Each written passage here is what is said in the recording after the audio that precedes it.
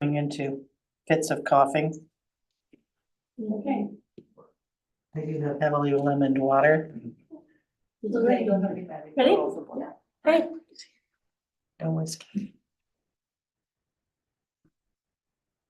Actually, 1 second. Mhm. Okay, yep. We are ready. Welcome to the Tuesday, February 13th, the day before Valentine's Day Finance Committee meeting. 5:30 p.m. Call to order. We will begin with board introductions, beginning over here on my left. Molly Rogers. Chris McGowan, Tony V. Becky Fless. Administrative staff. Andrea Dish, Business Manager. Gabe Gosti, Director of Operations. Hello. Terry McGuire, Director of Technology. She's not listening already. I know, we're just lost. Okay, first on the agenda is discussion of the 24-25 budget timeline follow-up. So I am going to ask that the community funding project be moved to the top of the agenda, so Gabe doesn't have to stay if he doesn't want to. I think that will be a short discussion because we're planning to go through the ED 279, which may take a while. Everybody okay with that? Yes. Okay,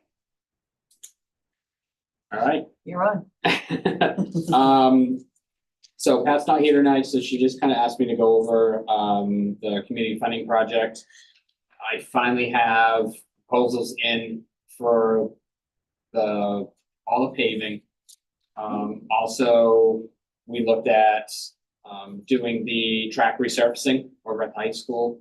And I have that also. McGee actually rolled everything into one proposal. They've worked with Maine Track and Tennis before, and that's the same company that did the track surfacing originally.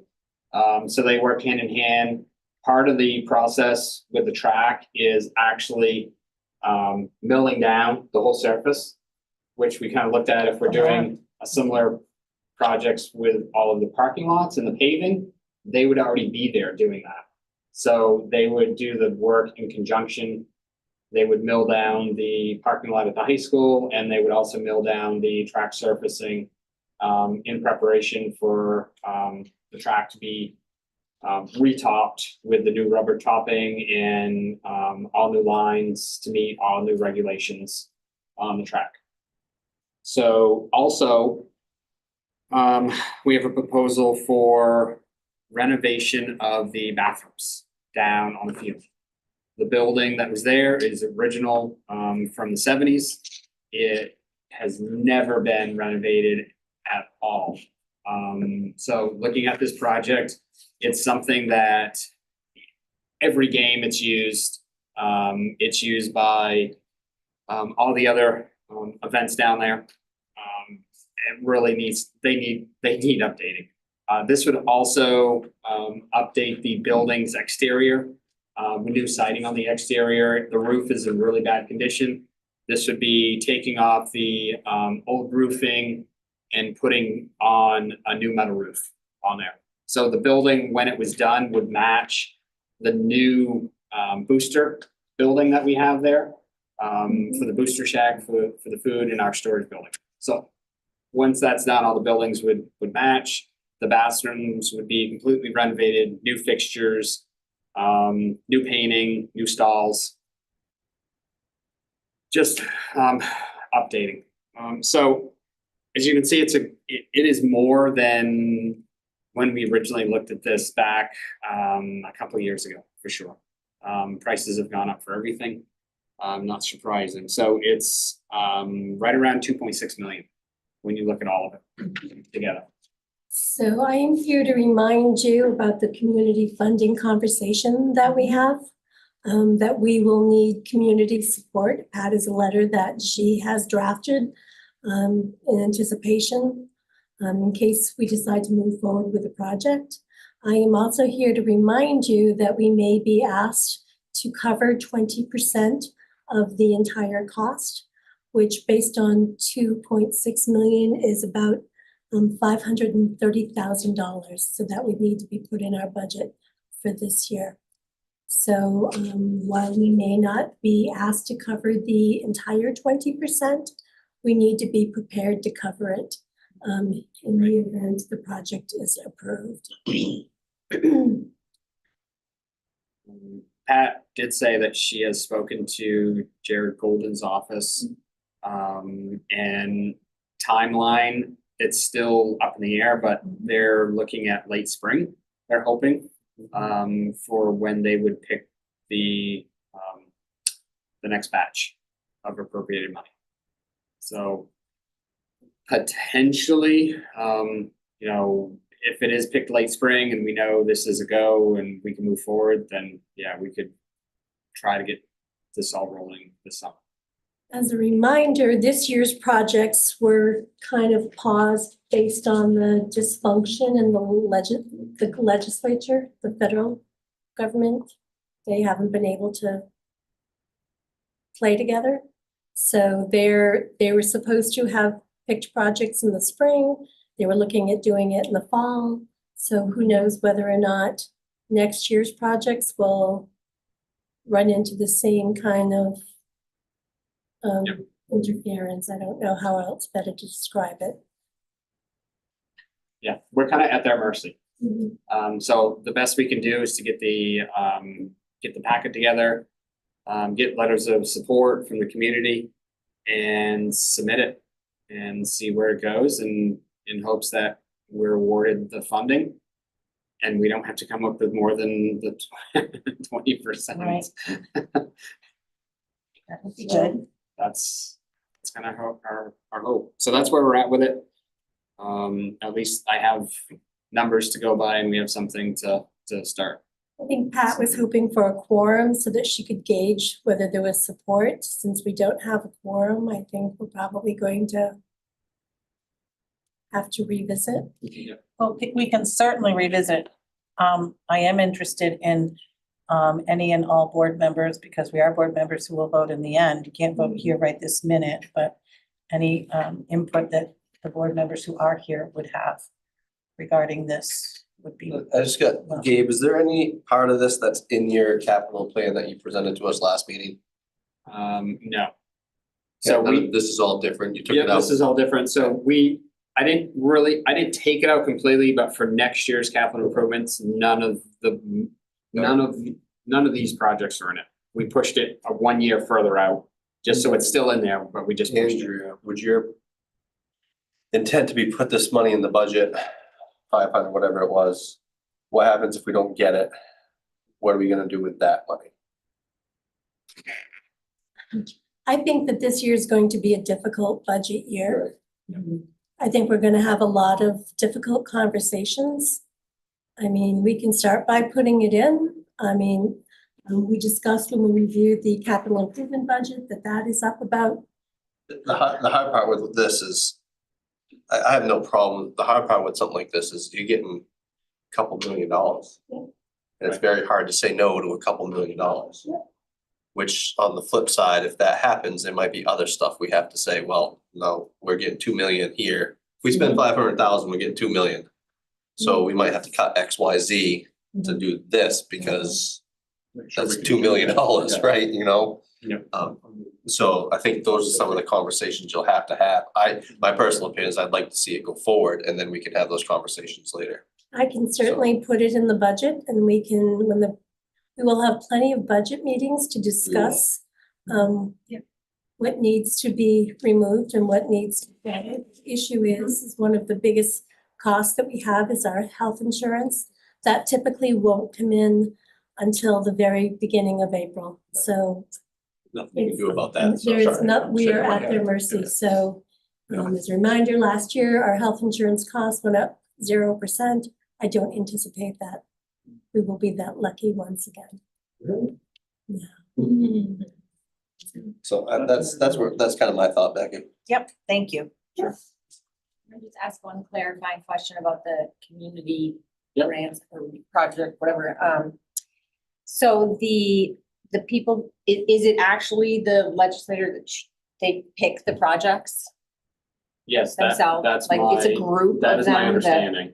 so would letters of support for this project to those legislators be in any way beneficial? Yeah, so Pat right now is drafting a letter that will go out to community groups in hopes that they would respond as a letter of support to this. And then that we would submit it all as a packet. Okay, We are required to provide letters of support from community. That's why we chose, Yeah, we were Right. required to choose projects that affected the community as well.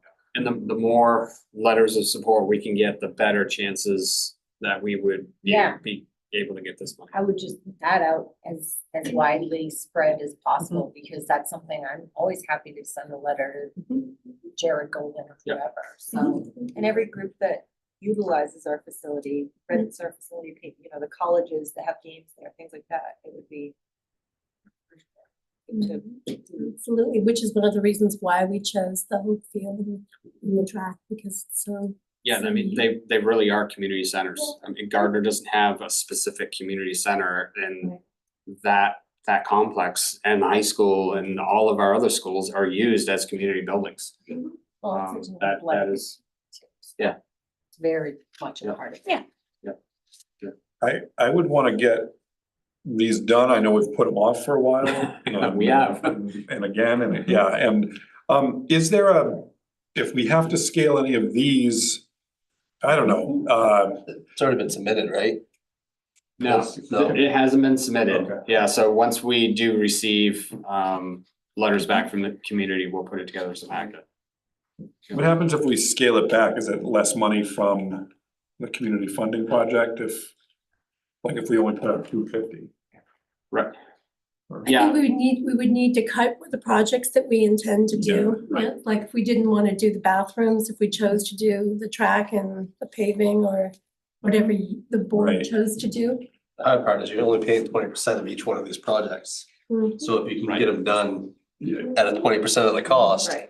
it's pretty hard. I'd rather cut stuff elsewhere and go through something like this, in my opinion. And I do want this done. I just want to, again, we've, the things that we're talking about really need to be done. And, just the parking lots alone are like, it's time. Sure is. The hard part's going to be when the budget's up and the only way that we can get down a million or $500,000 is people. We don't have enough pens, pencils and erasers, so it makes for difficult conversations as we're trying to close that gap. So I agree, free money is a good thing. Well, and as we experienced going through our buildings the other day, we're behind. I mean, we really need to spend, Yeah, We need to- I know. I mean, the needs are huge. the capital monies, we've cut, we only allot so much, and that pool of money that we allot each year is not going very far anymore. No. It's just not, everything is, the cost has gone up considerably compared to what it was, even 5 years ago. Which is Everything has. Which is why we It's need to tough. continue the conversations about consolidating our schools. I think Absolutely. last year we passed along 1.5 million to taxpayers. I heard about it on my end. I don't know. Perhaps we could pass that along again this year, but it was some difficult conversations on the backside. So I think there'll be some difficult conversations that the board will need to have. Yeah. Anyway. For another day. Yeah, and it's just so hard because there's not places to cut. So we really need to take care of our facilities, even if we need to consolidate. And even if we need a new high school, that's not tomorrow. So it's, again, we can't cut staff. We're at the bony edges of what we can do there. So, And we talked about these Easter plans creating a cliff. Well, they have created a cliff. We have staff members who are funded with Easter, who, with federal monies, who now the staff wants to keep. And so we're moving that into the local budget. So it creates the perfect storm. And it does, and all of those, not to undervalue any of those individuals, because I value them all greatly. But everybody knew, it's not a surprise. Everybody knew that this was not sustainable and it was not intended to be. So that it doesn't mean we don't need them, doesn't mean we don't love them, doesn't mean we don't want them. It means that that this was a really unique opportunity, these monies, and we still have all these other things that we have to do. I think you guys are gonna have some hard conversations. I know. Yeah. Yes. You know, I mean, I know we think about this every year, and I want to be mindful, we're all taxpayers here. I also heard from people supporting the budget we came up with last year, even as it had that increase attached to it. It was, and I don't want to pretend we can just go endlessly and just have like incredible increases. I don't want to do that at all, but to recognize that there are just within reasonable increases, that's sort of the cost of doing business, and especially something like this that kind of, buys dollars on top, right? I mean, that's pretty cool. So I want to back that up, and mindful, fencing for my yard, right? I've got to replace some fencing or whatever, and it's tripled or something. It's crazy. Astronomical. Yeah, don't buy fencing. No. If we can help it. No. But right, I mean, yeah, things are, And I think taxpayers realize, they see it. yeah, Just doing Everywhere. groceries, they see it Mhm. everywhere. So they know, materials and items have gone up in cost. They know that. And I think if they see that, we're putting the money towards, renovations, infrastructure, repairs, I think they will back that. What I will say We're not is- throwing it away, that's for sure. Right. Yeah. visible, yeah. I live in another community and my property taxes went up $1,000 last year. And I live on a 1,200 square foot cape on 3/4 of an acre of land. That's a lot. That is unsustainable. So I am just, as much as I support education in my town, that is from where I sit, that is unsustainable. Right. So anyway, I didn't mean to. What meeting is that? March 5th? Is that the preliminary budget? That'll just be your first glance at it. Provided I can finish pulling it together. Let's take our contract Mhm. before Yeah. that meeting.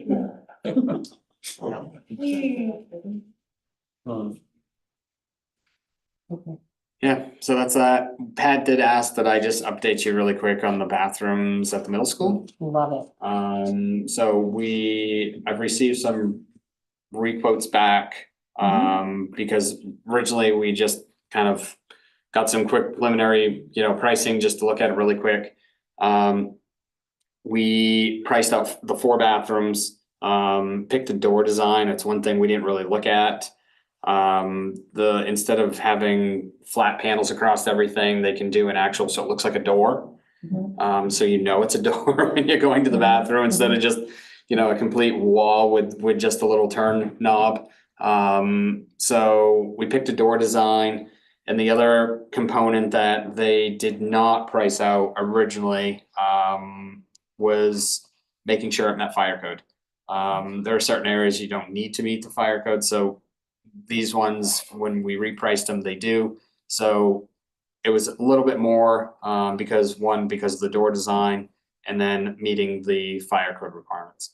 So it was about a $7,000 total increase compared to what we had looked at before. So originally it was around 19,000, but when you add the two together, it would have been 40. Now we're about just under 46, 40, just under 47. For how many bathrooms? For the 4 bathrooms. Yep. Which So one? that's just the stall, that's the stalls themselves. The components on top of that, we still have the lighting to do, and then the sprinklers. We may pricing, I'm hoping, is coming back a little more favorable on the electrical side. It's not as in depth as we originally thought it was going to be. One thing we talked about is in each stall, now that they go floor to ceiling, if the power was to go out and somebody's in there, it's completely blacked off area. You're not gonna see anything. So we really, we thought about that. So we're gonna put an emergency light in each one, at least one head in each of the stalls. And then a main one in the main bathroom area. So there'll be light, at least enough for everybody to get out of there. And get out of the bathrooms. So that's, but even with that, the electrical cost is a little less than originally thought. So we may be a little more than originally we were talking around like 64,000 for everything with electrical sprinklers and stalls. I know the stalls are a little more, but we're probably pushing the 70 for complete package to do the 4 bathrooms.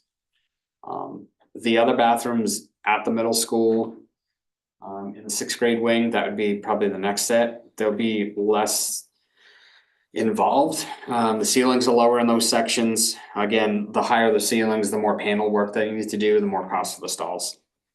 So those ceilings are a little less, so that'll be down the road. That'll be the next set that we'll look at doing.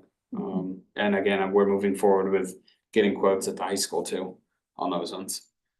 Are there any downsides to having floor to ceiling stall doors?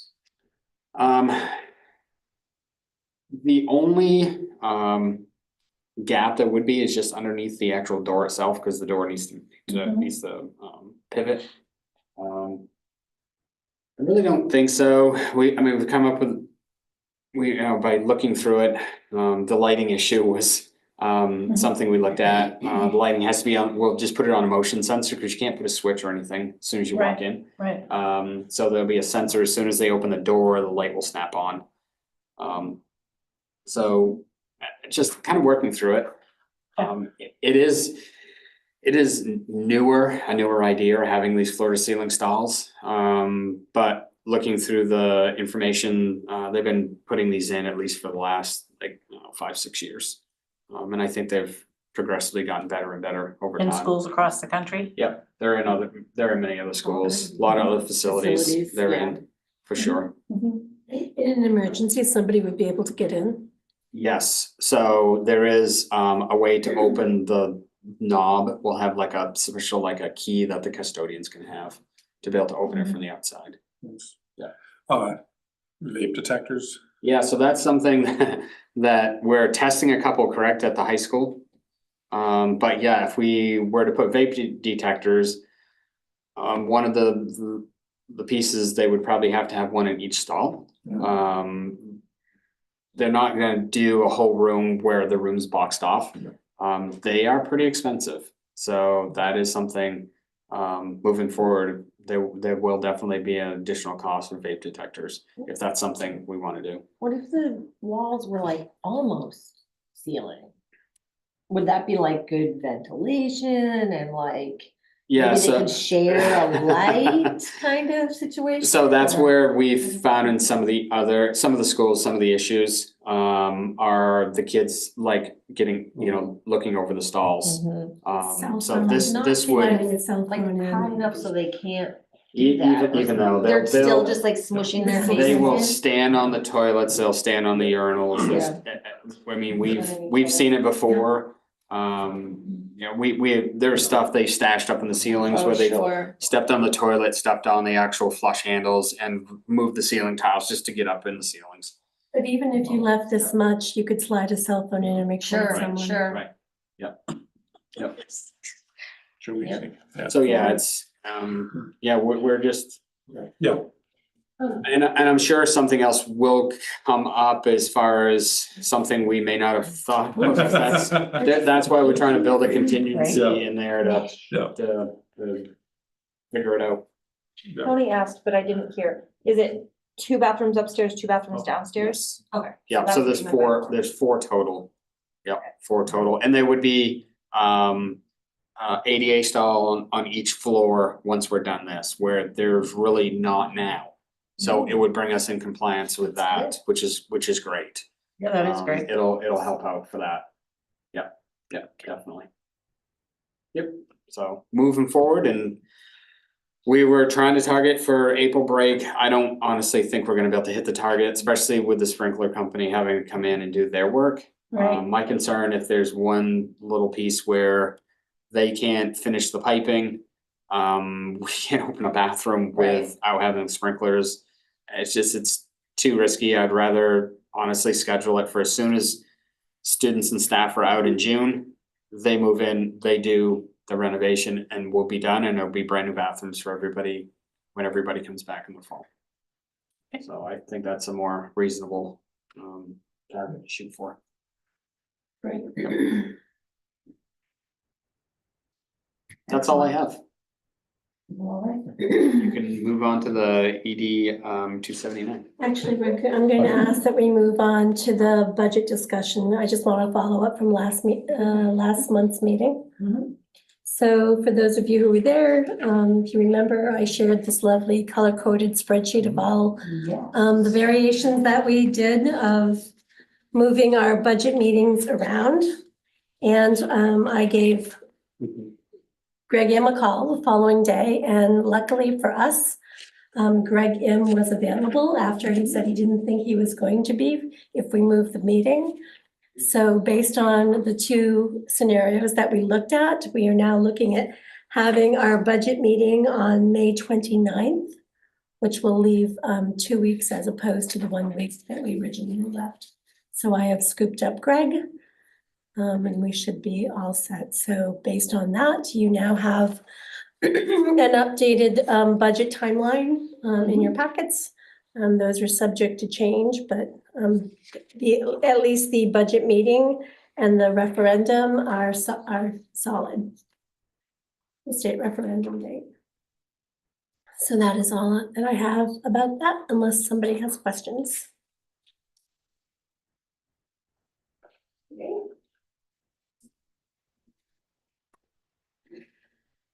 So I'm moving on back, unless you say something. ED 279, I'm gonna move on. I don't mind at all. Wow. I like, this is like perfect. Say hi to Amber. I will. We miss her here at date night. I know. Next time, I'll try to get her here next meeting. So in front of you, you have a packet with a lot of papers. I've also shared the same information with you in a Google Docs folder that you should have received an invite to for the meeting. I'm just going to go through with what I have in those packets for you, and then I will let you know what they are. The first document is what the state refers to as the purple sheet. I've never heard it called anything other than the purple sheet.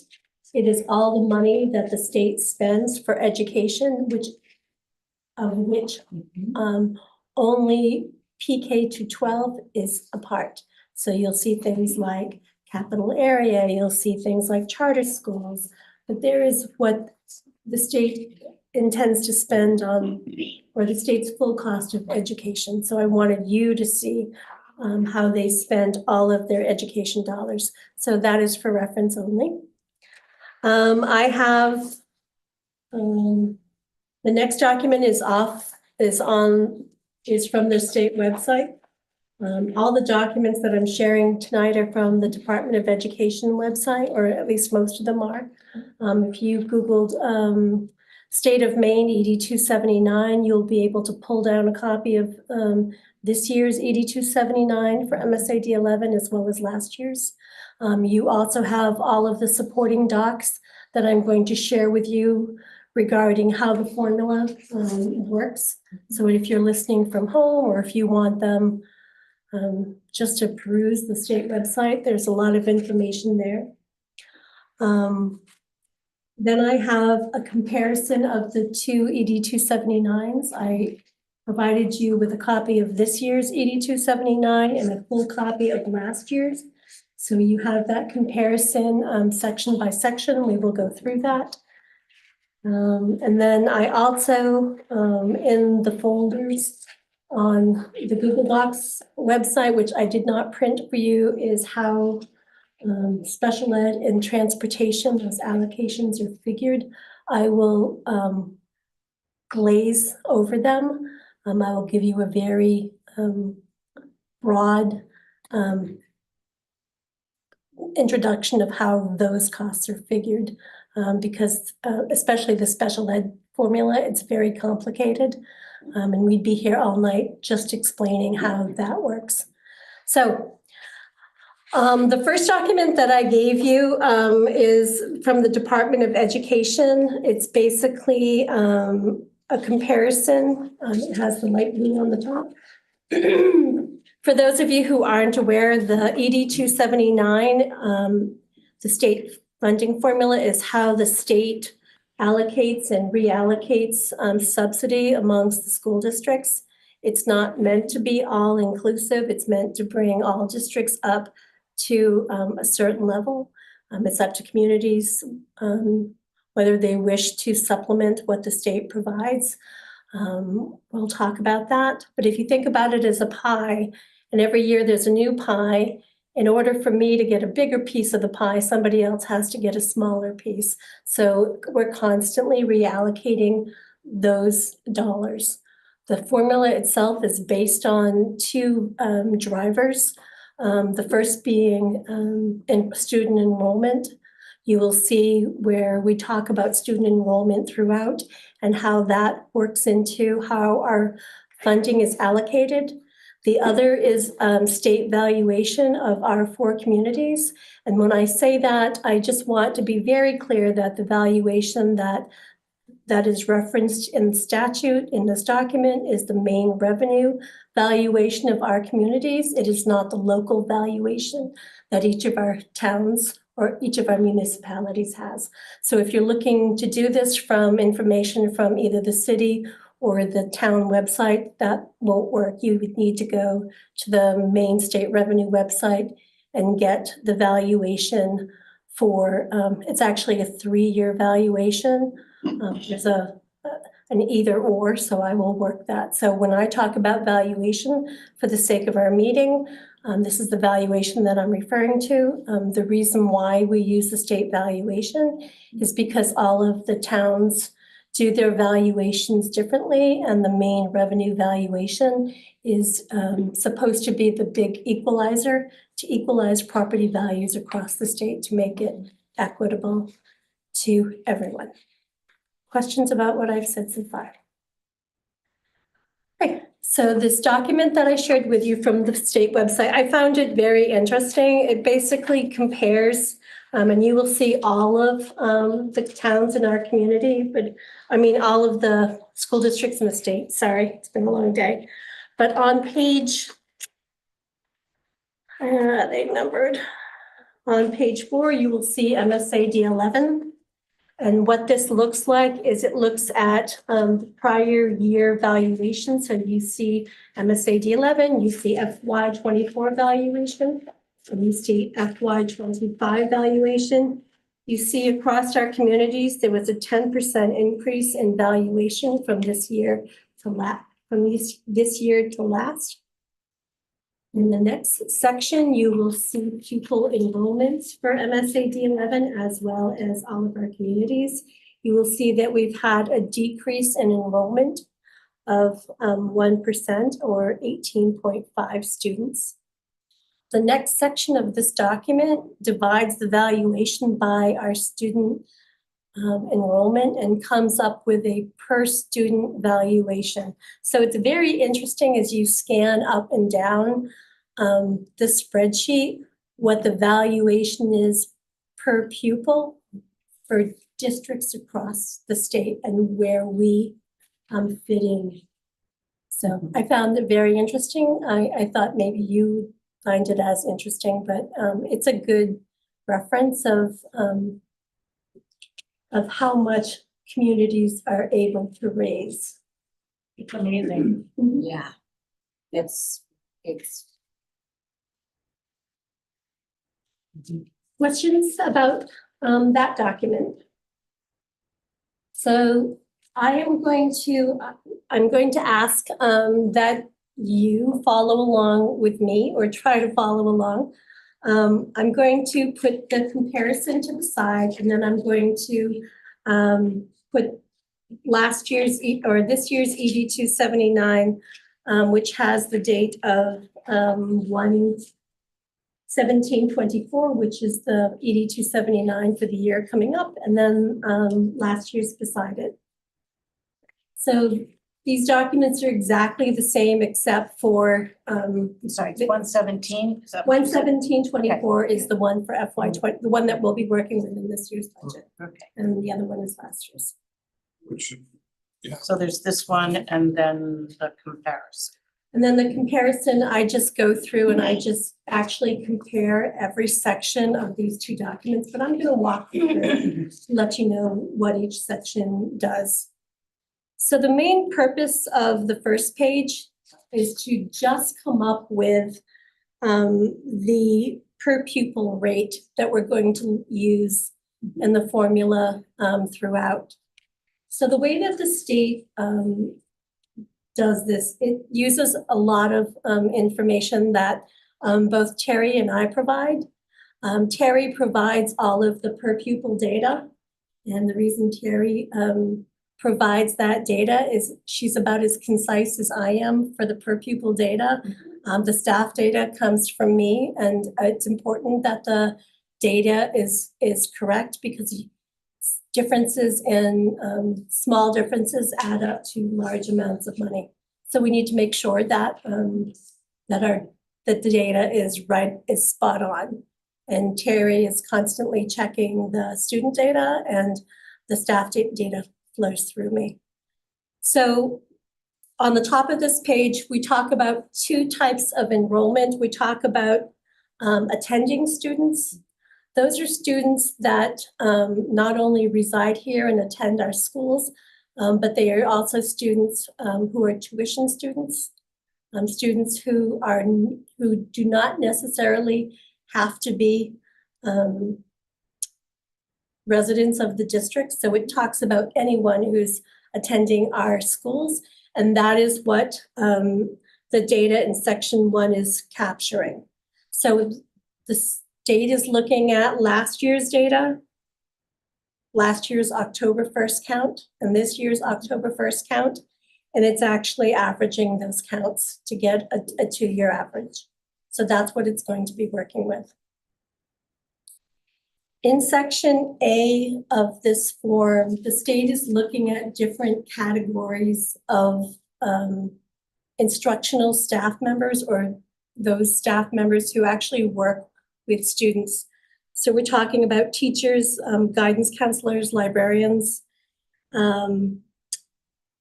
health, which is actually the nurses, ed techs, which are your district ed techs, not your special ed. None of this first page includes any special ed teachers.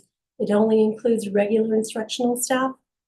Library ed techs, clerical, which is your school administrative assistants. Those are the administrative assistants who are working in the offices of the schools. It does not include the staff in this office or in transportation, as well as the school admins, which is your principals and assistant principals. So that is who we are talking about. The state then parses out our enrollment based on like pre-K and grades 1 to 5, grades 6 to 8, 9 to 12, and it gives you a ratio for each of those. So the state is telling you how many staff members that it will support based on the age level of those students. So for example, if you look in section B, line 1, for student to staff ratio for pre-K to K, we're talking about 15 to 1. The student to staff level for grades 1 to 5 is 17 to 1, grades 6 to 8, 17 to 1, and grades 9 to 12, 16 to 1. Does everyone see how I'm reading across? The state then uses the attending counts to see, based on the number of attending student average, how many staff members in each of those categories. Following? And then it looks at the number of staff members that I actually reported that we have in those categories. So if you look at teachers on on line 1, you will see that the state will support 116.33 teachers. We currently have 130 teachers. It actually divides one by the other to get a percentage of EPS of 0.89. Do you see where I am? We're covering 89% of that. I'm just, I'm not seeing where you are, I'm so sorry. Nope. So if you look in on page 1, section B, I'm looking across for teachers. Oh, I see, okay, I was going too far.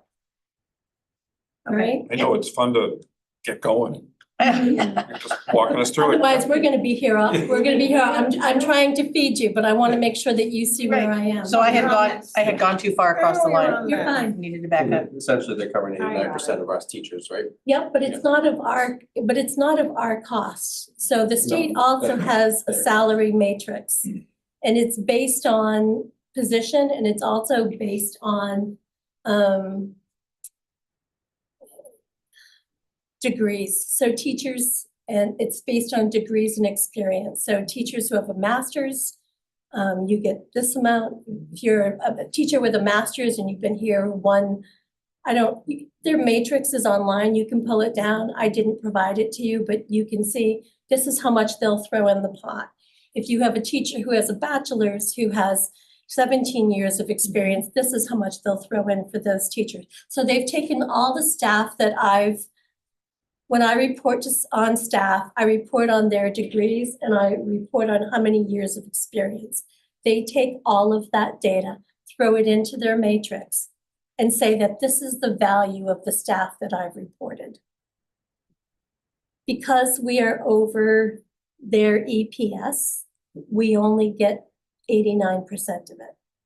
Because they're only going to support up to 116.33 teachers. So then what they do is they take that and they divide it by elementary and secondary based on the categories that we saw before, like the pre-K to K, the 1 to 5 and the 6 to 8, that is elementary, and obviously the 9 to 12 is secondary. So now we've started creating 2 buckets, one bucket called for elementary and one bucket for secondary. We're going to start adding things into that bucket. The whole purpose of this again is to create a per pupil rate at the bottom of this page. We're not adding in subsidy, we're just creating the rate. Sorry, Tony. Yeah, no, I'm sorry to interrupt, yeah. I actually wanted maybe the per pupil, like, so our actual FTE total is 130. How many student to staff ratio, what's that ratio represent for our district? They just add everybody together. At that So point, if you take that number and you divide by the total number of attending kids, that will give you There we go, yeah. an overall ratio. It won't give you the pre-K to K, 1 to 5, Those, 6 yeah. to 8 ratio. Okay. I'm Okay. just curious. Yep. Thank you. No, you're welcome. So the exercise that we just did for teachers, they do the same thing for all of the categories that I referenced before. Guidance counselors, which includes, it includes social workers, librarians, there's one at the high school, health again, which are your nurses, ed techs, so those are your district ed techs. Again, this doesn't include any special ed staff at all. Library techs, the clerical again, your school administrative assistants, and then your school administrators, which are your principals and your assistant principals. Questions? Okay. Section C, computation of benefits. So you will see in section C, it lumps some of these positions together. So C1, it's teachers, guidance, librarians, and health, which are basically all positions covered under a teacher's contract. And you can see beside it, there's a percentage, 26%. So it looks above how much we threw into the bucket for elementary and secondary for those categories together. Does that make sense? So it added teachers, added elementary teachers, it added elementary guidance, it added librarians, and it added nurses or health. And then it took 26% of that for benefits. And it threw that into the elementary bucket. Again, we're adding. It did the same thing for the secondary. It added the teachers, guidance, librarians, and the nurses or health. The amounts that were put in the secondary bucket, figured 26% of that, and threw that into the secondary bucket. See where I am? You, Becky, you've got a you got a Where do look the on your percentages face. come from, though? Hmm? Are there percentages just set by the state, the Mhm. 26%? Mhm. Okay. So you want it secondary salary? Gotcha. Right before the yeah. increase? Me Yep, gotcha. does the same thing for education and library ed text. It adds those columns from section B above, right? The elementary and then the secondary. Adds the 40% percentage that the state sets for benefits and adds that into the elementary, into the secondary bucket. Again, for clerical and again for school administration. Questions? Okay. We're humming right along. Section D, other per pupil costs. So you'll see where it talks about other things, substitute teachers, a half a day, that's D1, supplies and equipment, that's 2, professional development is 3, and so on and so forth. If you look over to the right, you will see where it says pre-K to 8, which is what the state considers elementary, and 9 to 12, which is secondary. And it is set to dollar figures, $2 rates. So basically, it's multiplying those rates times the number of elementary and secondary students that we have. So $50, so let's take substitute teachers. $50 times 1,313.5 attending elementary students is 65,675 thrown into the elementary bucket. Does everyone see where I am? Mhm. Does the same thing for secondary. $50 a head times the 599 secondary students that we have throws $29,950 into the secondary bucket. Okay. So what they're giving us for supplies Those are the and ones we have to worry equipment, about. The half students, those are the ones we need to worry it's an about. average, I know. It's just one. I was gonna say, yeah, Or when it's the brain half, top half. the top half, yep. Supplies and equipment, they're giving us, or they're throwing into this equation, they're not really giving us. $422 per student for pre-K to 8, and $583 for supplies and equipment for 9 through 12. Instructional leadership support, it's $35 per student, regardless of whether it's elementary or secondary. System administration, co-curricular and extracurricular, which is only a fraction of what we spend, $46 per student elementary and $140 per student 9 through 12. System administration, which is actually this office, $135 per student for both elementary and secondary. And operations and maintenance, pre-K to 8, they throw into this equation, $1,235 per student for operations and maintenance. Did I just say that? Sorry. And $1,466 per student per secondary student. So we've tossed that into our elementary and secondary budgets. Then the state it actually takes away. So the state has it's called the regional adjustment for staff and substitute salaries, and it's basically plotted out areas of the state for salaries. And based on how the state has drawn those lines, I think Portland is 1 and everybody else is either a fraction or is a plus or minus of that percentage. We are a minus. So according to whatever matrix they use, they are taking away $316,000 from our elementary bucket and $144,000 from our, and change from our secondary bucket. So then after they've taken money away, they've added the entire column up. So our elementary bucket has 10,246,578 divided by 1,313.5 elementary students is a tuition rate of $7,801 for each elementary student. And based on the 4,963,900 divided by the 599 secondary students, that leaves us with a per pupil rate of $8,287 per student. So you will see online on page 1 of this comparison how we fare in whether there's money added or lost compared to last year's through each section of section 1. And that goes on through the second page of this comparison, where you will see how our elementary rates compare to last year. And the good news is that they are both up.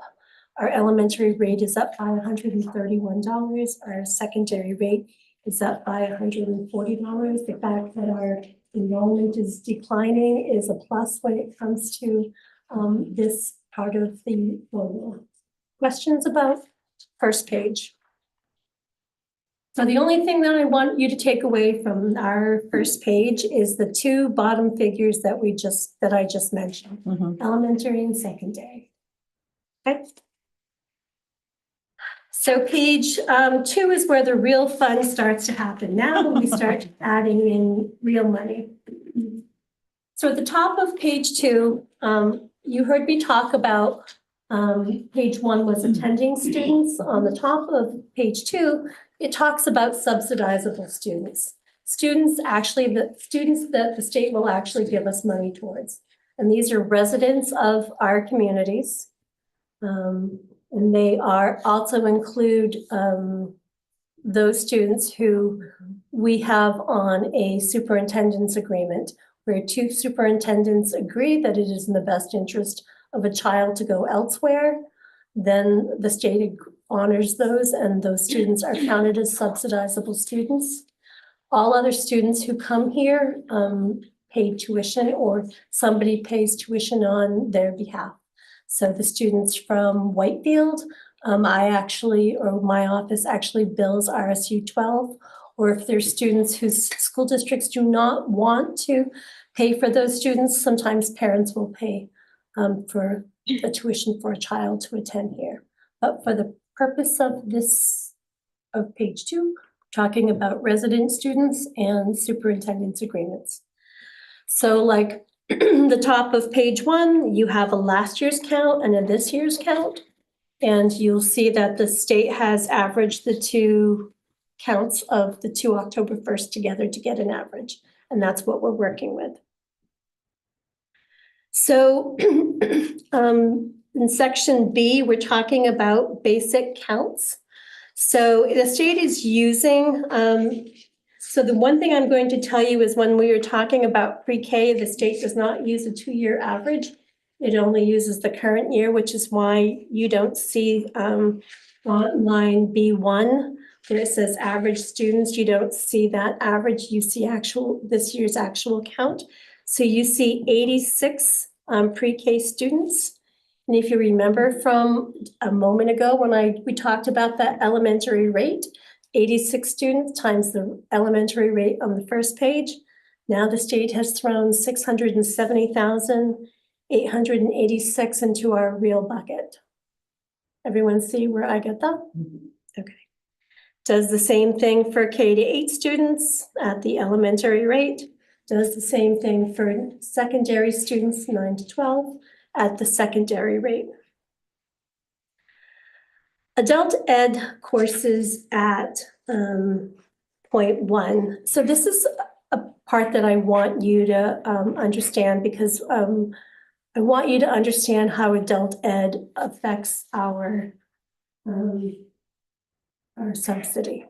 So for the purpose of this conversation, when I'm talking about adult ed, I'm talking about adult ed students who have dropped out of school, who our adult ed program is servicing for their HiSET, which is their GED.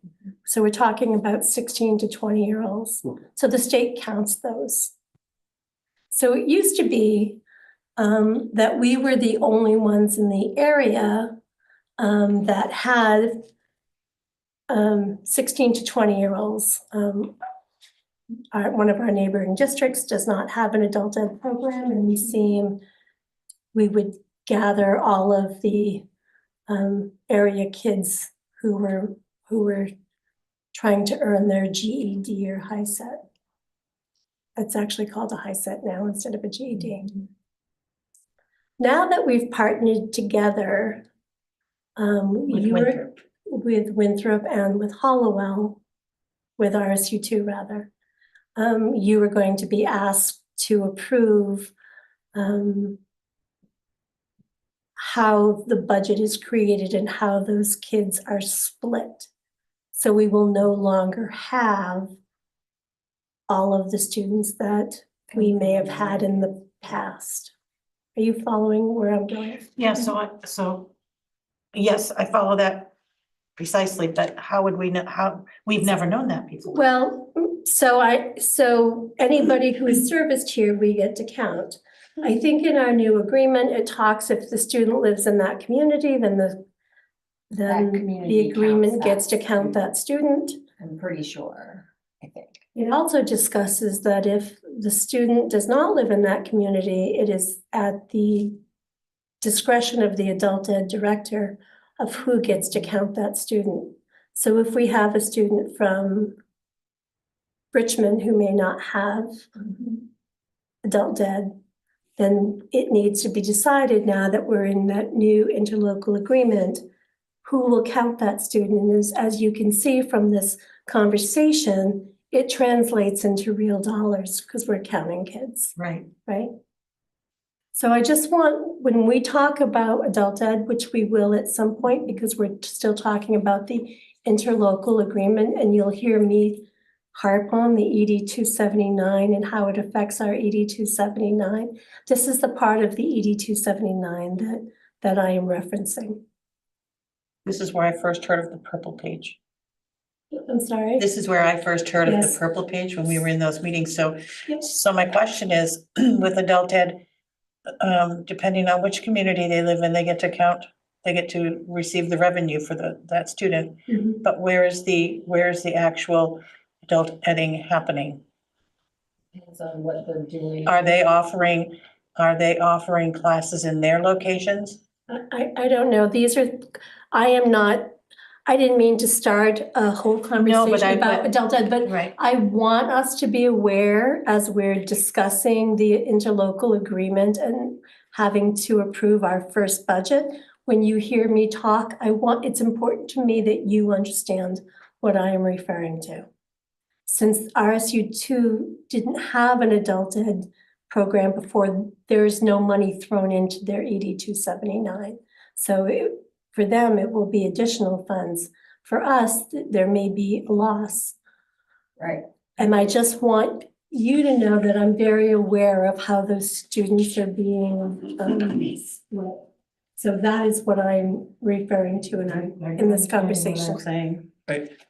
Well, Is there, I mean, not to like, so we're not talking about it all right now, but is there a way to like see that information a little clearer, like where we've been getting students from and where they'll potentially go? Because we might still I think our area might be a little more like robust in the adult ed department, but That's gonna have to be a conversation with Josh. that's what I was thinking, is we could just see what he comes up with instead of talking But about it whenever now. it comes to money, you will hear me harp, and I just want you to understand where it's coming so that you know that you understand what I'm talking about. Sure. Okay. Yeah, absolutely. That's Is good there information. a buy-in line from the other interlocal schools? Like, I guess I kind of remember from Josh talking about, we're gonna cover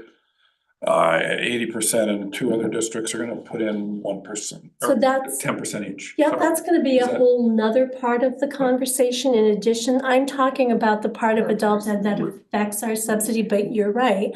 There is going to have to be a discussion about who pays for what percentage in this local, Yeah. interlocal agreement. And I know that Josh and I are still working on his budget. We've moved everything here. So we will have to look at what those revenue streams are from the other district as well as other areas like in his enrichment program. And I mean, that's part of a much bigger conversation.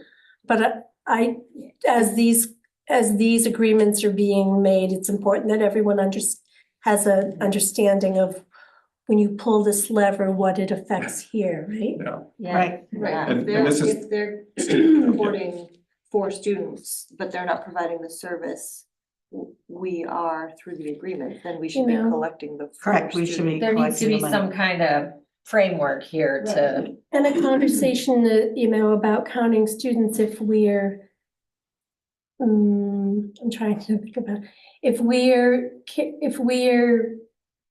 covering more than our share, then is it another conversation about how students are counted? I just want, I'm not, Yeah. I just want everyone's That's a eyes good open flag. as as we go into this agreement. Yeah.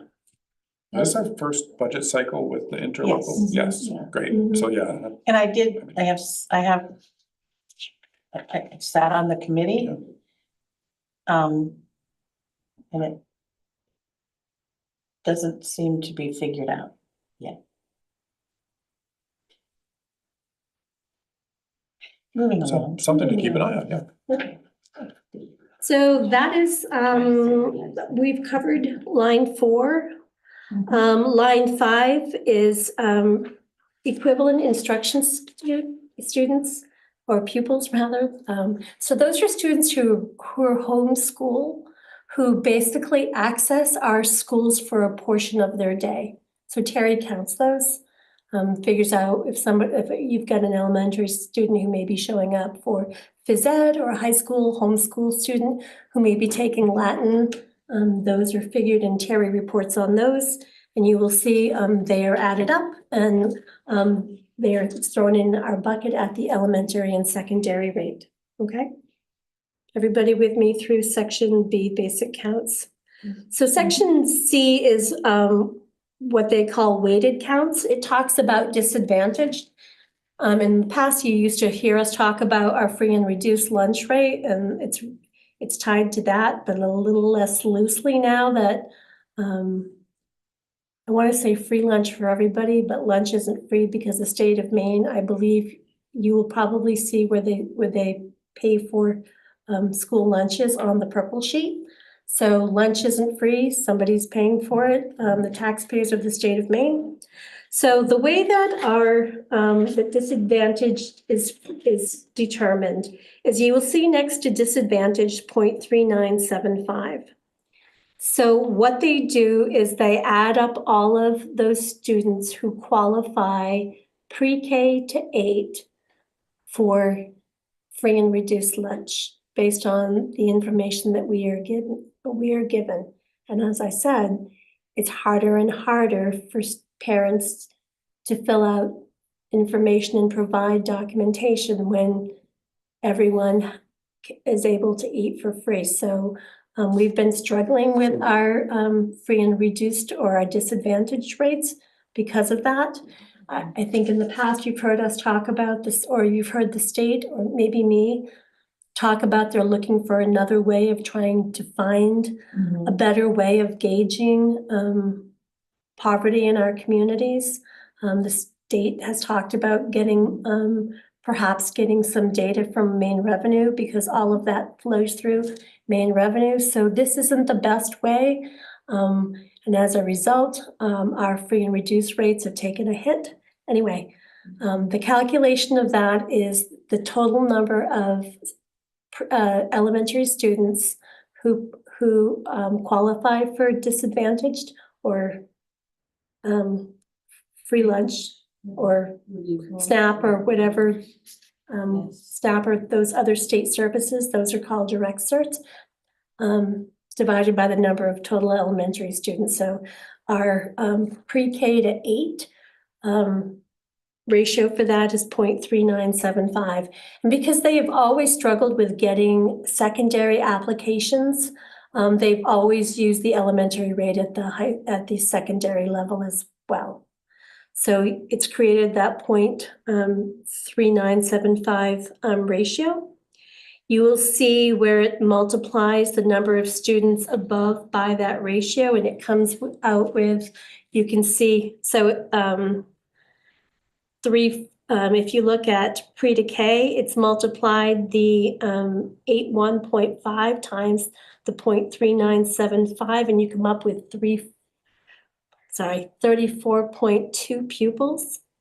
It then gives a weighted average of 0.15, then multiplied by that elementary tuition rate from page 1. That's where we get the weighted amount of $40,019.13. Everyone see where I am? I know that's a lot. Who thought up this way? Not me. I mean, it just doesn't even make sense. Same thing for K through 8 and Just like, what? how do they do it? So it takes all of the elementary applicants who qualify for free and reduced lunch or Who have reported. and it's divided by the total number of elementary students. So Pre-K everybody through gets 8. free lunch now, correct? Mhm. But I'm not supposed to say the word free. Everyone, everyone has lunch Is provided for able- them at no additional cost. there you go. So does everybody have the opportunity to use à la carte at no additional cost? No. There. Students are able to have one free meal. Additional meals are added, students have to pay for as well as any à Okay. la carte costs. Was this information even attempted to be collected this year? We have another way of collecting Free and data, reduced lunch stuff. Yeah. but yeah, I don't recall seeing a form or it an usually goes electronic out at the or- beginning of the year. Right. With the free and It did this reduced. year? Yeah. I didn't. From Linda. And And you there get the was- there big was- packet of information. And you could do it online too, I'm pretty sure. We even tried to do it online. So And there was a contest too, or raffle or something. We used to give stuff away to try to encourage parents to submit their applications. Yeah. The state is looking at alternative means of collecting this data because it has become so hard with the way that they are funding school lunch. Mhm. So This number used to be imperfect. higher. It used to be much higher, Yeah, in the 50s. Yeah. doesn't it seem as though they could take that response, I don't know if they're trying to get buy-in from families, but it seems as though that information is available through main revenue service Right, taxes.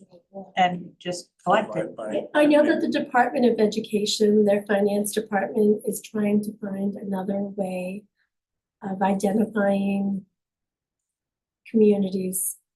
Because, I mean, you have the income, the revenue service portion, and then you have the assistance, the WIC. That information doesn't need to be known by us, but it's certainly known by somebody. And it seems as though those connections could be easily made Mhm. to take the burden off of schools I to, know that they are trying, I know it was discussed at a MASBO meeting I attended this fall. The state finance department team was there, and they are working to try to find a better way of identifying disadvantaged students and families.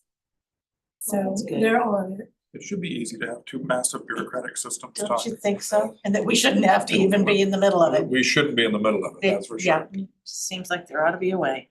So the next weight is, I call them ELL, but I think it's an old term, English language learner. I think they're now called multi-language learners. So you'll hear me talk about it from ELL as ELL or MLL. It used to be called something else. Sometimes I can't keep up. with English all as a the- second That was language, ESL. Mhm. and now it's multi-language learners. Yeah, so these are students whose primary language is not English. They are counted in our district and they are reported to the state. You see that the state has an additional weight of 0.7, and you will see where that throws money into our bucket now that we're talking about. The next section is called targeted funds. So these are funds that are intended to be used for specific purposes. So 1, 2, and 3 of section D is student assessments, the number of pupils. You will see that they give an EPS targeted amount of $55 per pupil for each of those areas, pre-K to K, 1 to 5, 6 to 8, and they throw it into the coffer. The next, Why don't they use the average? they never use the average for pre-K. I don't understand what the reasoning is behind it, but Oh, okay. You may have But- already said that then, I'm Yep. sorry. for the others, they do use the Okay. average. It's just pre-K. Okay. The next section is technology resources. Again, you'll see where they're throwing in $120 per student for us to use for technology, and you'll see where that's tossed into the coffers. See what's next. Pre-K, they have what's on line 7 and 8. They throw additional amounts in for pre-K to 2 for additional support for those grade levels. So you will see where there's a targeted weight of 0.10 per pupil for pre-K to K and K to 2. So there's additional money for lower class sizes or however you wish to provide additional supports for those grade levels. And then you see another disadvantaged target of a 0.05 weight times the rate, and you will see where that's thrown in. And then after that, you will see small school and isolated school adjustments, of which we don't qualify for either. So if you add all of everything in our coffer, you come up with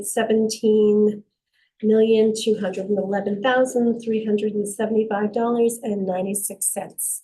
So we are part of the way there. I know. 96 cents. Well, I know. It's like Walmart, Watch the pennies, right? right? The dollars will add up. So on page, I don't know that it has a page number, but on the next page, you will see section 3, it talks about other allocations. So now the state's throwing money into the same bucket in a different way. So the first section is gifted and talented. They take our actual expenditures, which are reported to the state 4 times a year, every year. And they've taken those expenditures from 2002 to 2003. They've added in an inflation adjustment of 1.9%, and they've thrown this into the bucket. Special education EPS allocation. So the special ed, and I talked about this at the beginning, the special ed formula for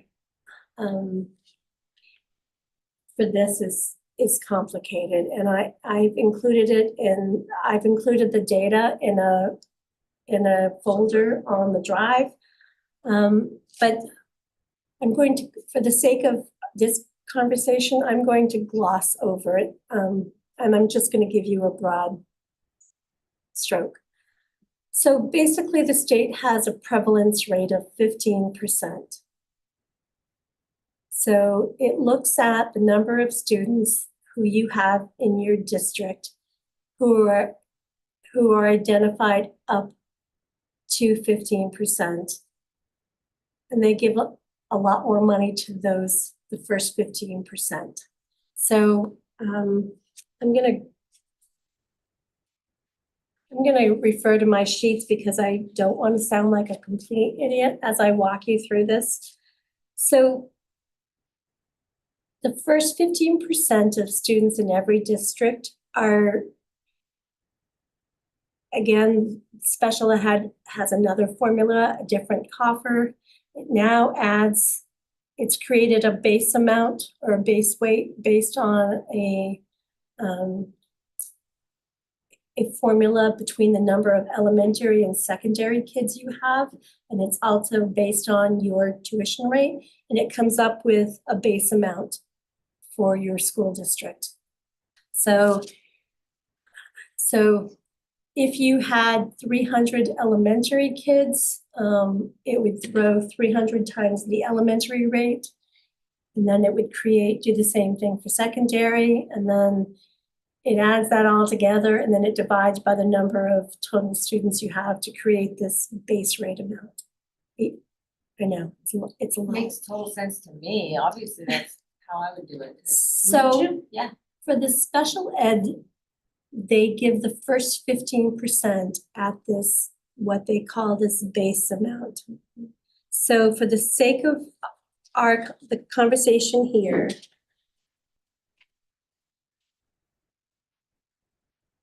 MSAD11 has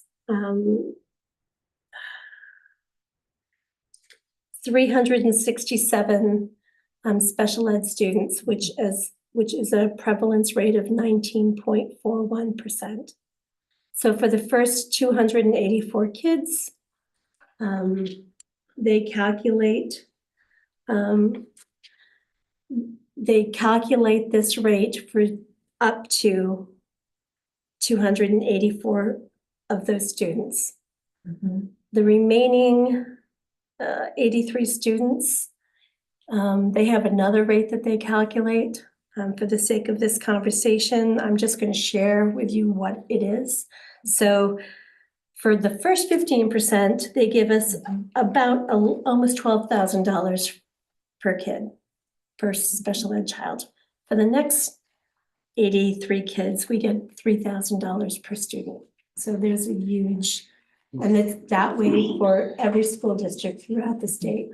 Once you hit the prevalence rate, the state, the weight at which it adds money is throttled, I guess. I don't know how else to say it. It's reduced, okay? The state then looks at a lot of other things. It looks at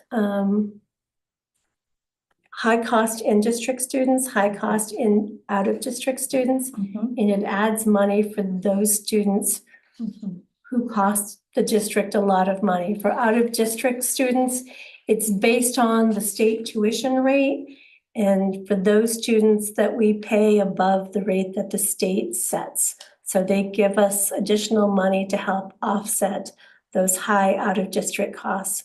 And when I talk about out of district costs, you will hear us talk about special purpose private school students. Those are the students that we are talking about when we are talking about the out of district special ed students. And if you remember from our conversations, we've talked about one of those students costing potentially up to $100,000 a year, not including transportation. So these are expensive placements. So they offset a portion of that. The district also looks at our revenue from main care and our expenditures. And basically, it does a comparison.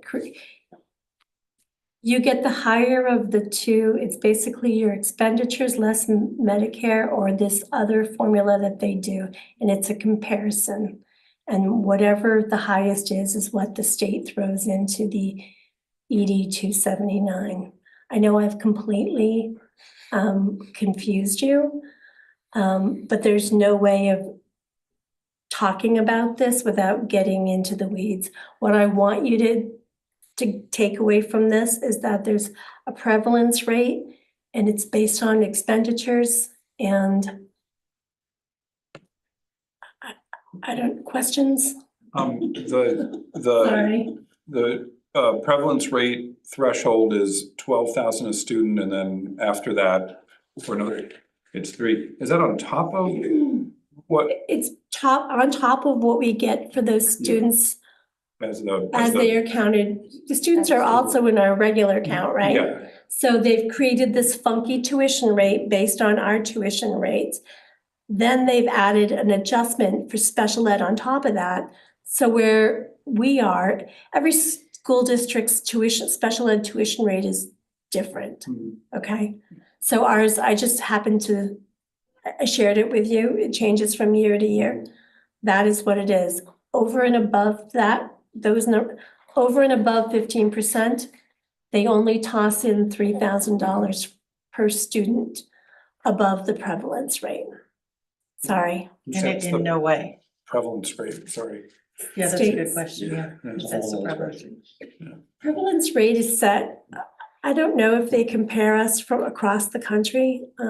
What I have heard in our last conversation with the state is that Maine special ed prevalence rate seems to be higher than a lot of the country, and people are trying to understand what is it about either Maine or New England that creates such high special ed prevalence rates. I don't know that anyone has figured out why, but it was like that. A better question, A lot of people are moving to Maine. so well, a could that be better part of it? question might be if it was put into law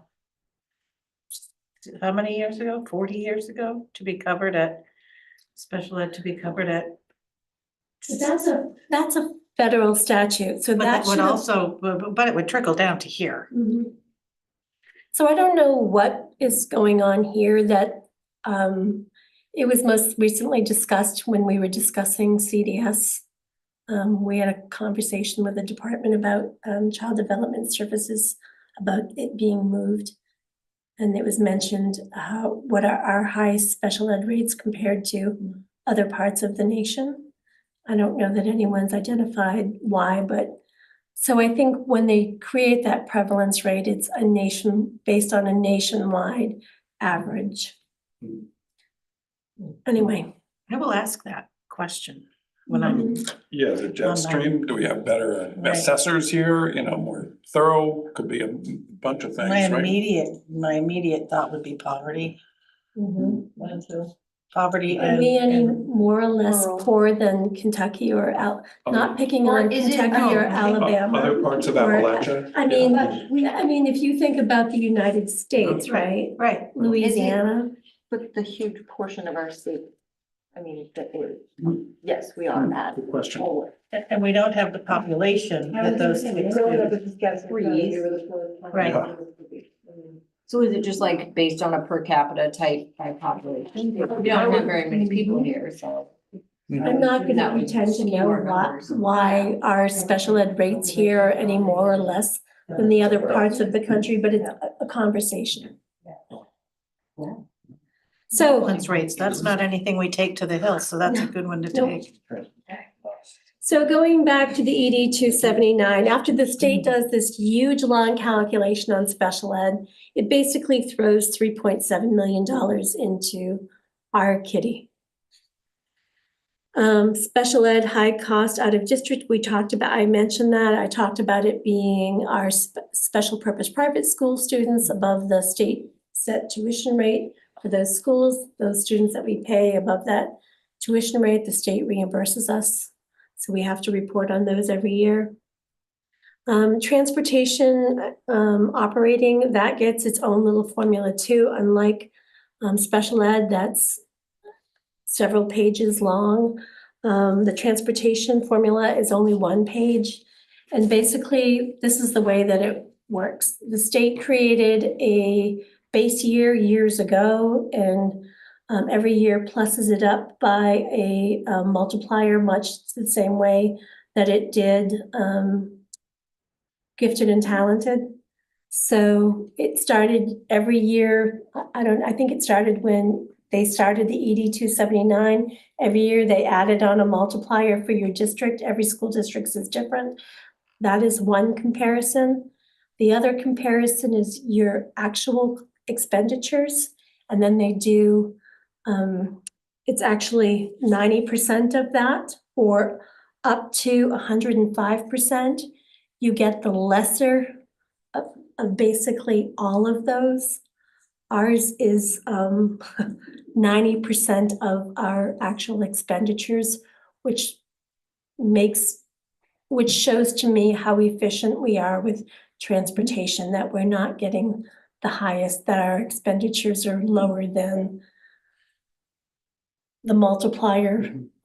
You know, we're remaining cost efficient for transportation, so.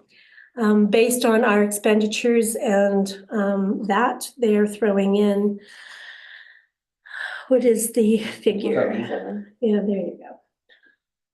And then approved bus allocation, we don't own any of our buses, so we don't have an approved bus allocation.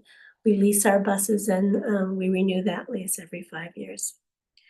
So we have added in another 5.9 million and change. The next part is B, teacher retirement costs.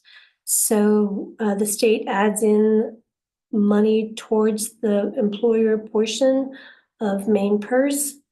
And as you can see, they've added 682,766.31. And while we're on the topic of main PERS, I just want to make sure that people understand that people who are on main PERS do not get main PERS and Social Security. It's an or, not an and. And those people who do have both, when they go to retire, there will be an offset. So it's not like, main PERS is not like, it's not a plus your Social Security, it's in lieu of. However, if you have enough credits to be able to collect both, like I said, the federal government doesn't allow you to do so, and there's an offset of one or the other.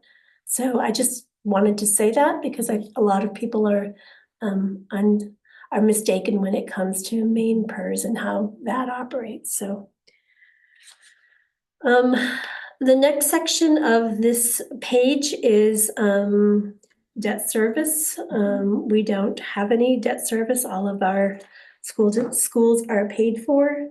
You will see in section C, item 3, that there's approved lease. We talked about that.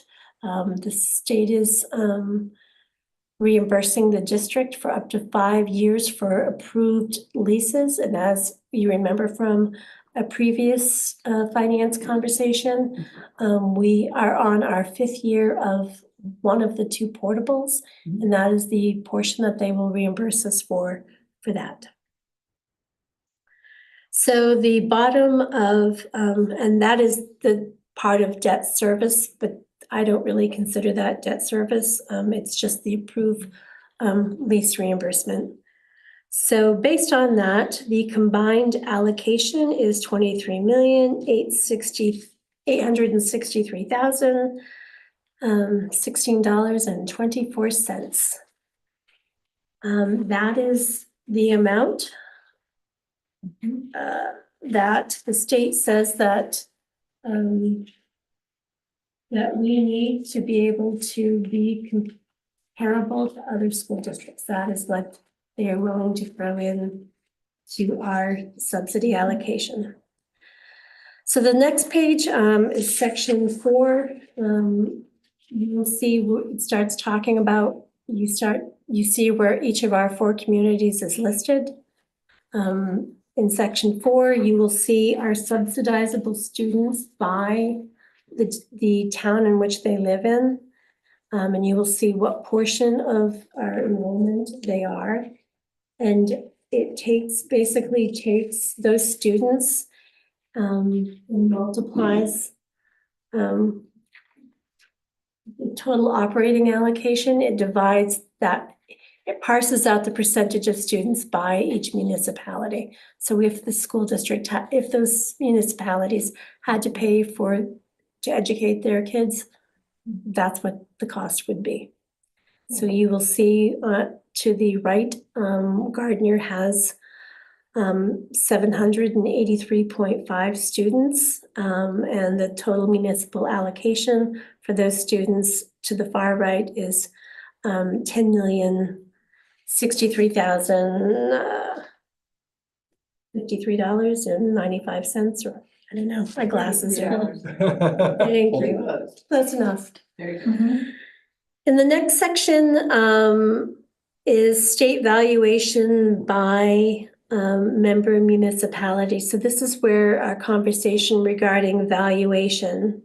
So it's either a 3-year average or the previous year's state valuation, whichever is lesser. For us, it's the 3-year average, and you will see on this comparison, I have given you on page, I didn't number my pages. So on page 3, you will see what the state valuation is for our 4 communities for 23, 22, 21, what the 3-year averages and how that was calculated. And that is what is used on this sheet. So if you with me? I'm just not matching them. So the bottom of page, let's see, Section B on page, 22, it's actually page 5, section B. which is, I guess I was stuck with an up above in section A and it wasn't matching with So- in section This is A. page, right? so section A is Here now. Here. Okay. This valuation. In So basically it's- today's page, it says 783.5 students, but we're counting. where are you? Bless you, bless you. Oh, I mean, these are showing that. yep, I probably didn't update it on this. So Okay. pay attention don't. to this one, sorry, my fault. I just didn't, no, that's okay, I'm just, because, we're receiving more, So and this, yet it's showing that we're. You have 23 numbers, That's why. yeah, I know. 24 is, yeah, that's all. Look, I didn't flip it over. So use the numbers off the ED 279. The state doesn't give subsidy based on, or doesn't give money to municipalities based on enrollment. Mhm. So it's just a calculation for, if you were a minimum receiver, basically it would show that you were able to raise, it's the amount that municipalities would pay if they had to fund all of their students, but they don't. So it's Right, I just a just calculation that they Didn't think provide. we'd be at a Yep. loss, Yep. there is all I was Yep. getting at. Yep. You're showing. Sorry. Section B, below the average, the state sets the mill rate based on available monies. As you can see from this year, they have set the mill rate at 6.62, which is actually less than last year's. But what you will notice is even though the mill rate is reduced because of the increase in valuation, the local foundation has increased. So do you understand where I'm getting that from? So on the comparison, let's see.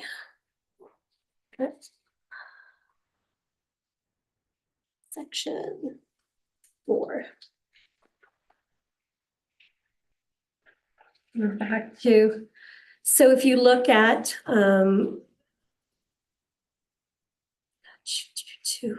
where am I?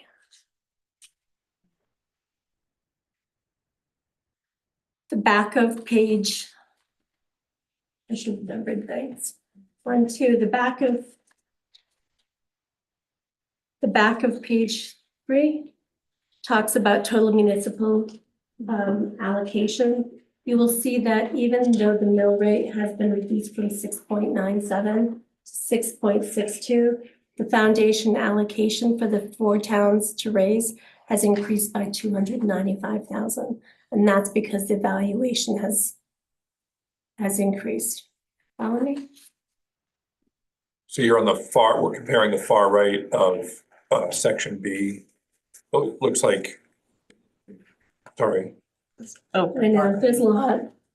So section B, oh, on gotcha. section 4, She's talking about the comparison. other to last pages year. altogether. there's a lot of pages. Back to page I got two 5. packets going at the same time, Right, I'm looking on one Thank you. packet. Yes, thank you so much. You worried. Sorry. So you'll So see what, There we go. So on page 3, 5. 5, sorry. Right on The back. the back part. looks like this short little column. Okay, Right there, Tony. Yeah, there we go. Remind me Yep. next year to number my pages. Send an email. where it gets confusing is Yes. when one is this way and the other one is when they're, Going that way. yes. I'm not even looking at last year's, I'm just looking at this year's and Okay. the comparison. If I had been accurate, everything would have been included on the comparison. But somewhere I fell off my keys and we're back on it on the back of page 5. So what we're looking at is the 3-year valuation for both budget years, the mill rate that the state sets, Mhm. and then the amount that Oh, wow. towns have to raise. Which is 295,000 more. So even though the state Gave us 400,000. mill rate has decreased Right. from 6.97. The local Valuation's went up. foundation, the amount that the 4 towns have to raise in order to get the state subsidy is going to increase by 295,000. Yeah, and looking at their state evaluations for last year, it's gonna go up again next year. So if you're a real geek and you want to figure out how to do those calculations, take the valuation for each town, divide by 1,000, and then multiply by the mill rate. That's how you get So, what the distribution is per municipality. so would you say that again, please? Valuation divide by 1,000. So you're trying to figure out how many thousands are in the valuation, right? And then multiply it by the mill rate. 2 per 1,000 assessed Thank you. of the average, not Of last the year's. 3-year average, yes. Okay. Well, there you go. So that's how that's calculated. It's never made sense to me, so Yep. you've Close given it. me, Divide by Yeah. 1,000 Close and it out. multiply Close by it the in. mill rate. you get it? The same, Not you know, quite. Beth, the same thing works with your local taxes. Look at your valuation of your house. Yep. Divide by 1,000, then multiply by the mill rate. And that's what- How much you pay for That's how much you taxes. pay for taxes. So Make sure you use it, make sure you use the calculation less the homestead exemption. Right. Very, yeah, okay, yeah. Okay. And we don't have and we could calculate the mill rate went down, but the valuation went up by 1%. We don't really have that percent, but that doesn't really matter. No, I didn't give you the percent. I just told you it was 0.35. Of the mill rate went down, but then I guess, yeah, we've got So 0.35 divided by what? 6.97 will give you the percentage. okay. So the section, we're still on section 4, we're in C now. It's basically more of the same. So we're looking at the total operating allocation, which is the 23.8 million. And then the required local amount which was calculated above, right? The mill rate times the valuation. And basically the state will give you or you have to pay rather the lesser of the 2 amounts. So rather than paying the larger of the 2, we end up paying the one that adds up, or the locals end up paying towards the local required amount. That is the amount to get the state share, the 7.6 million. Are you following? So I'm in C. So what the state is saying, we have to, based on the evaluations of our towns, we have to come up with 7.6 million. So Our therefore, state they're only, contribution is the they're, same. therefore, they're only gonna give us 16 million and not the 23 that they went through. Calculated. So the way that the way the state share is calculated is the state will give you, or the local communities have to pay the lesser amount of those two calculations, which is the 7.3. It takes the total operating calculation that it established at the bottom of page, I don't know what page was that on? In section 3, right? 28. And then it subtracts the 7 million out of that, the 7,658,000 out of that total operating allocation, and the difference is actually the state share. Is that where I am? Yeah. So if you were a really, really affluent community with really high assessments and you could come up with the money, you would only have to, it reverses it, but that's. If you can come up with your entire operating allocation, then the state doesn't fund you the same way. They give you instead what's called a minimum receiver. Basically, it says you don't need it. You're able to fund your entire budget from your valuations. Your valuations are so, that's the word, high. And that's what we Very call. southern Maine. All Total. kinds of places. Mhm. So they're a Small minimum, districts. they're called Do you know what minimum that minimum receiver is? communities. A minimum receiver They district. still get something. They get something. Do you know what that? But they'd love more. It's different for every community. You would need to, Another calculation. it's on one of the, if you go to the state website, you can see everybody's ED 279. I mean, if you have nothing better to do, you can print off everyone's ED 279. The blue sheet that we looked at the beginning is a good gauge of where to start looking because they're going to be the communities where the highest per pupil valuation, right? So if you we're really curious, you might want to find one of the highest. Go to the state website, pull their ED 279 and just peruse to see what it looks like. Very curious. I've, Ken designed a lot of their sound systems. You know, smart boards and all kinds of fancy. So- projector type. Section 5, I'm gonna keep us moving right along. Again, total allocation from bottom of the page, I think it was 3, less the local contribution that we just calculated based on the mill rate. Is the difference is the state contribution of 16,204,000.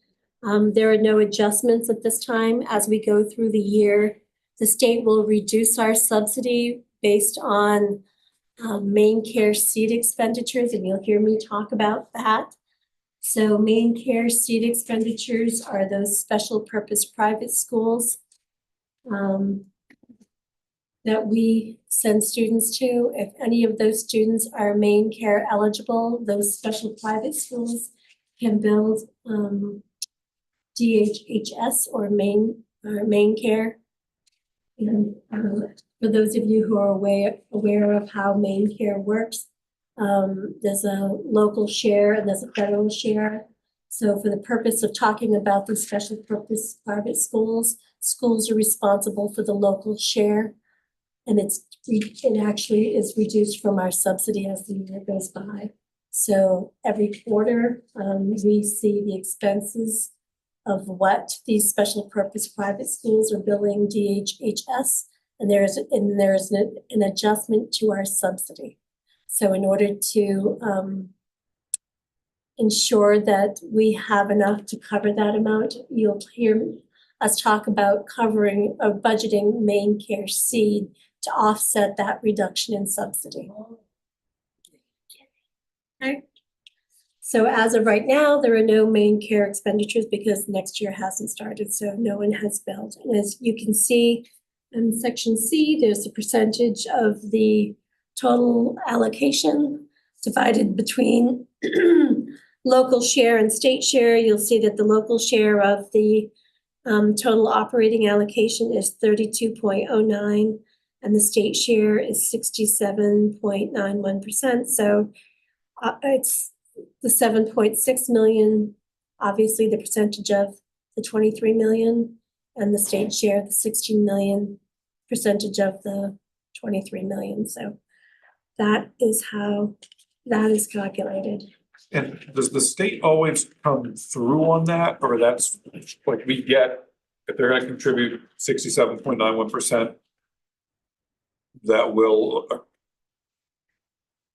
occur, or there's, Ask me again a different way. sorry, yeah, just, I guess I've heard sometimes that we don't get all that we could be, that we're allocated. So it has been several years. I don't think Becky was on the board. So every now and then, things go drastically bad and the state mid-year reduces their budget. And then as a result, we're all expected to reduce our budgets. Yeah, I don't think I've seen one of those years for at least, In a I think while. it's been at least 15 years. But it has happened that something drastic has happened that causes the state to reevaluate the state budget, and as a result, monies for the Department of Ed are cut, and there's a, trying to think of the word they use, and I can't think of it off my head. But we're then all required to scramble. We're either required to cut our budgets or to fund that portion that gets cut. redistributed, or, Mhm. yeah, pulled back, yeah. With either carryover or something else.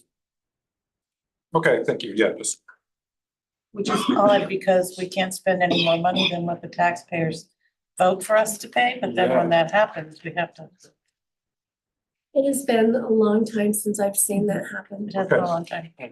So just to be clear, this is just the operating allocation. This is the amount that the state says that we can operate our budget for.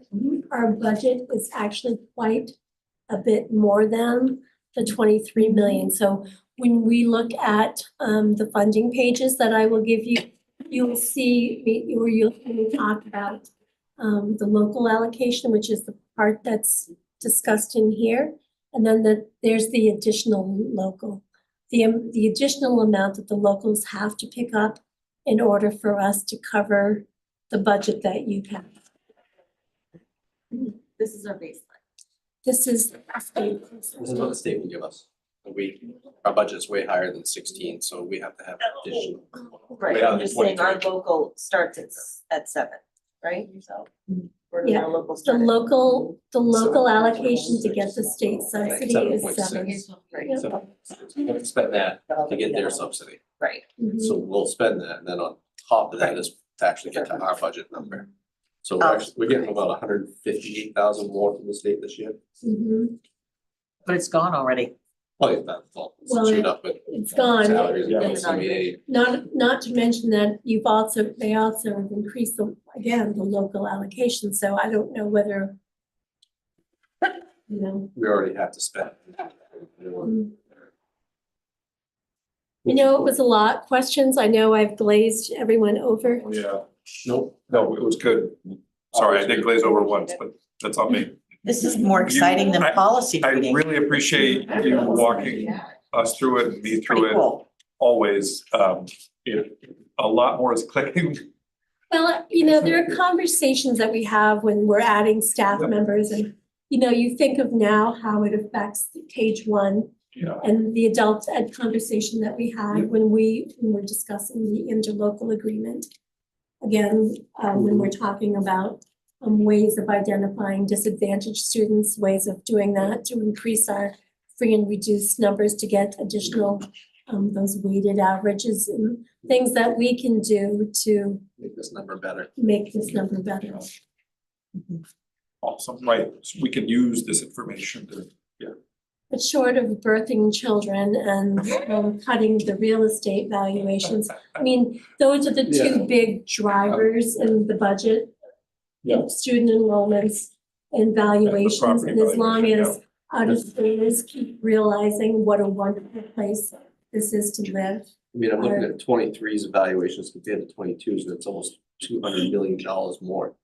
So next year's average is gonna go keep going Oh, up it's gonna be crazy. because It's 300 million more than it was 3 years ago, so.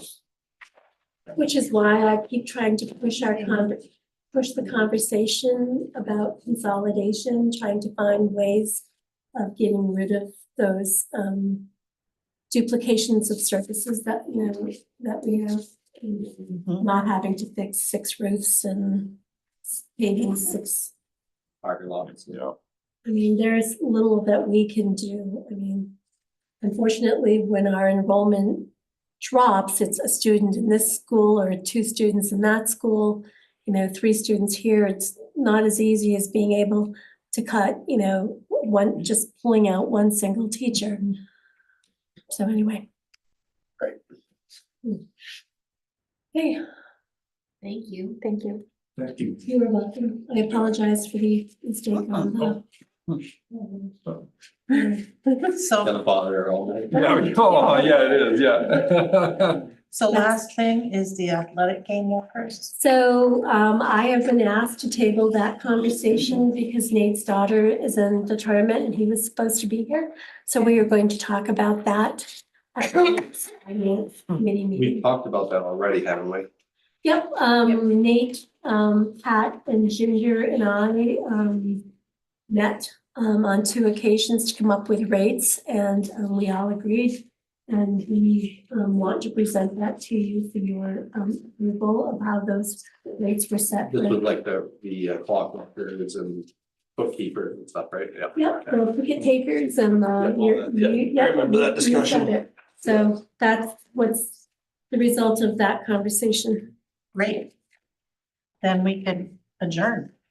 Adjourn. The next future agenda items will be the budget.